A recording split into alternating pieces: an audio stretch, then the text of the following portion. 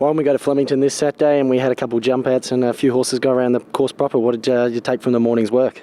I think particularly leading into the Newmarket, there was some nice work here this morning. We know the Flemington track's racing quite fast at the moment. They're running good times and track records are being created, so it's conducive to running good times, and the jump outs this morning were no exception. But Better Than Ready had a good look at the straight this morning, and Craig Williams rode him, and he was very tractable down the straight. And I think that's what for horses seeing the straight for the first time, that's as much as knowing they can, seeing them run time. We know the horse can run time. We just want him to cope with the straight and have the experience, or that's what the connections would want. And I just loved the way he travelled beautifully. He was sitting off Sham Express, or virtually level with Sham Express, towards the 200, 100 metre mark, and then just that little surge late when Craig Williams, it might have been the competitive nature of Craig as much as anything else, just wanting to be in front near the line, but just the way he put his head down on the line. I think, obviously those two horses are going to get into the Newmarket handicap with a lightweight on Saturday, but particularly Better Than Ready, I just like the way he found the line, and he's going to be a really strong chance. I thought he worked extremely well. I thought Lucky Ray trialled well. He won his jump out comfortably, admittedly in slower time than Better Than Ready's, but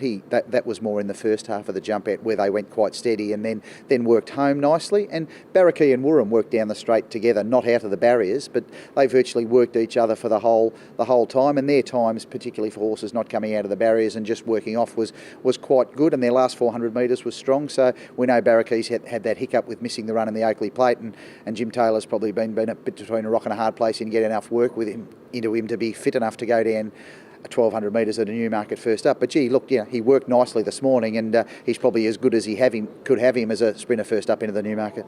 And your tip for the Newmarket?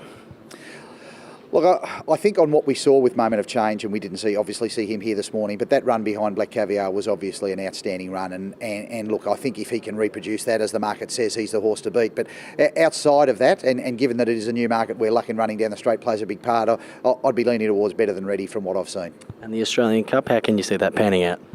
I think it's a really open Australian Cup, and I wouldn't be surprised to see, let's say, a 3-year-old like Mark Kavanagh's Super Cool come out and be extremely competitive. He's not, a banner horse as such as an All Too Hard, etc., but he's a really good horse. He's done well at the track since his last win at Caulfield, and he jumped from 14 to 1,800 metres in that. And I think in a year where we don't have any real standout older weight for age horses, he'd be the sort of horse that I'd be looking towards an Australian Cup, and particularly with what I've seen of him since his last win at Caulfield.